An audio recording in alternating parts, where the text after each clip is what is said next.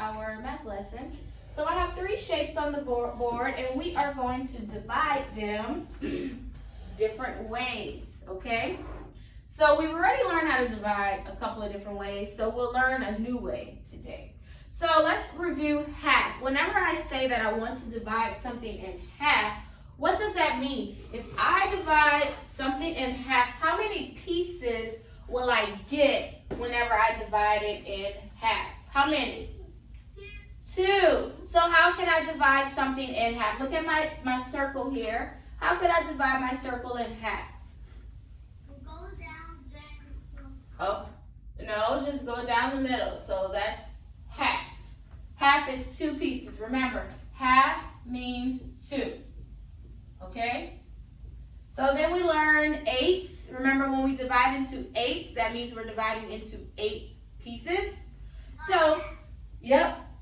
So let's go ahead and talk about thirds. So if I say I want to divide something into thirds, how many pieces would that be? If I divide something into thirds? 3, because thirds means 3. So I have the square here, and I'm going to divide my square into thirds. So I can do 1 line here, 1 line here. Did that make 3 pieces? Yes, so 1, 2, 3. So that's one way I can divide a shape into thirds. I'll show you another way, which will be the opposite way, like this. 1, 2. So you only have to put 2 lines to show that you are dividing a shape into thirds. Look at that. 1, 2, 3. And the fraction I put inside each piece will be 1 out of 3. This says 1 piece. The line is out of 3 pieces. 1 piece out of 3 pieces. 1 out of 3. So when we divide a shape into thirds, we are dividing it into 3 pieces. So does everyone have a loose leaf paper? Ready? Yes. Okay, so if you're ready, could you draw the square and divide it into thirds? And I'll show you how to divide a circle into thirds, because sometimes you'll have either a circle or a square in your book. So I want you to know how to do both of them. So did you see? Look what I did to the circle. I put a line, and then I split it out like this. That's 3 pieces for a circle. How about 4? Well, yeah, we can do 4, but we're not on fourths, so we're just focusing on thirds right now. Okay, so I want you to draw this. So let's go ahead and move on to the next fraction we'll learn. So this one is dividing shapes into 6. So what does that mean? If I divide a shape into 6, how many pieces am I going to get?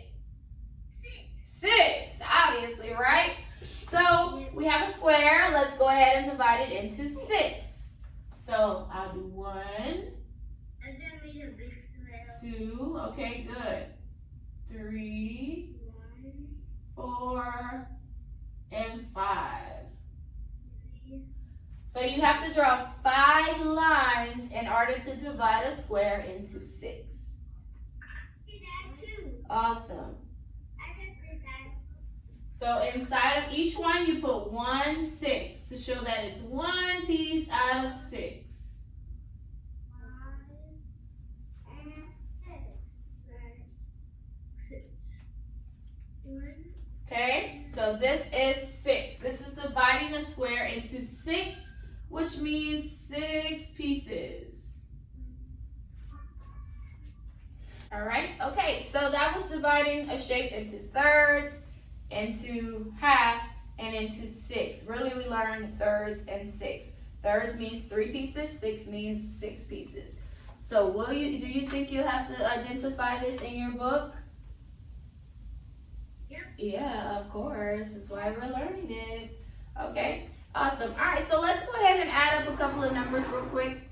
So I have 53 cents plus 25 cents. Would anyone like to add this for us? Who would like to teach us how to add a fact like this? Go ahead, Amina. So where do I begin adding? The back. Okay, so that means I'm adding. 3 to 5. Good, it equals. And it equals 8. Good, and so I go to the front. What am I going to add? 7. Well, 5 plus 2 equals 7. 78 cents. Good, thank you. Would anyone like to add this one for us? All right, go ahead, Josiah. 8. Start with the back. 1 plus 8 equals 9. 9. Then I go to the front. 7 plus 1 equals 89 cents. Out of 78 and 89, which one is bigger? Which one is more money? 78 cents or 89 cents? 89. 89 cents is bigger. So that is more. Awesome. Okay, guys, so that is it for math on